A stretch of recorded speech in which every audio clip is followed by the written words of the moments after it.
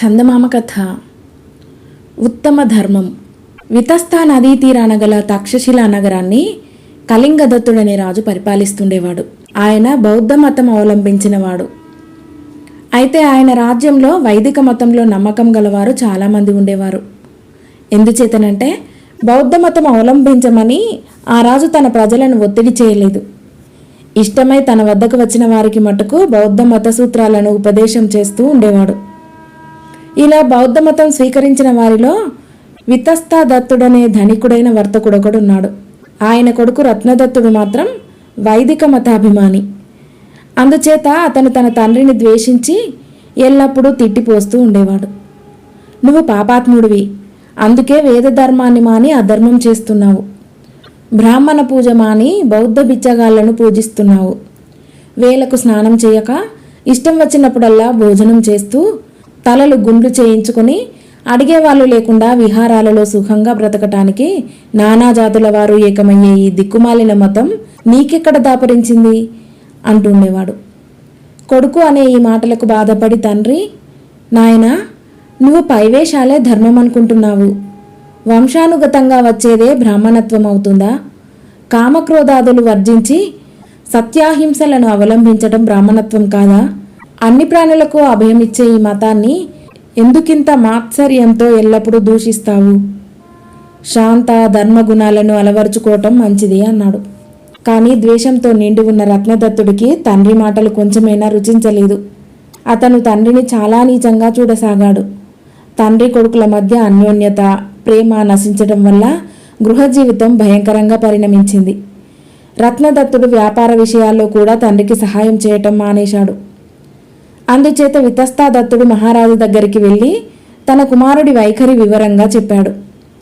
అంతా విని రాజు, ఏదో వంక పెట్టి రేపు నీ కుమారుణ్ణి ఆస్థానానికి తీసుకురా, సంగతేమిటో విచారిస్తాను అన్నాడు.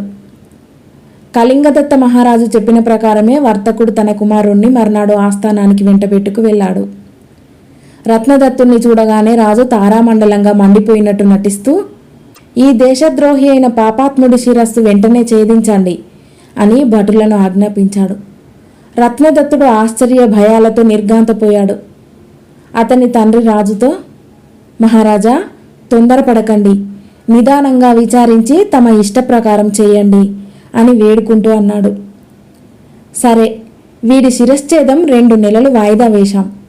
ఆ తర్వాత వీడిని మా దగ్గర హాజరు పెట్టు, ఇప్పటికి ఇంటికి తీసుకుపో అన్నాడు రాజు.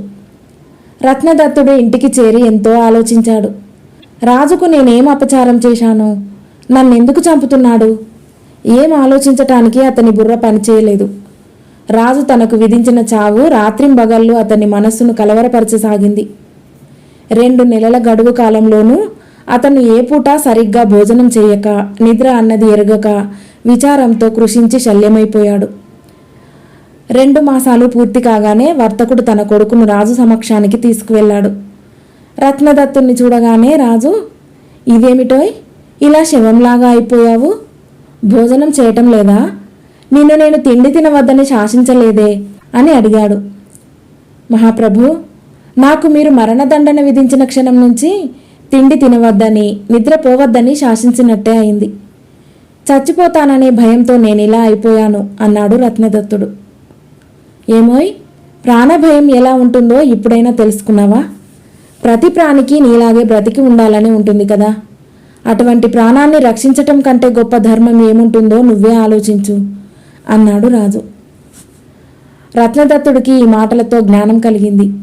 అతను ఆ క్షణానే రాజు కాళ్ళపై పడి తనకు బౌద్ధ మతం ఉపదేశించమని దీనంగా వేడుకున్నాడు. రత్నదత్తుడిలో కలిగిన మార్పుకు రాజు సంతోషించి అతనికి బౌద్ధ మతం ఇప్పించాడు. కథ సమాప్తం.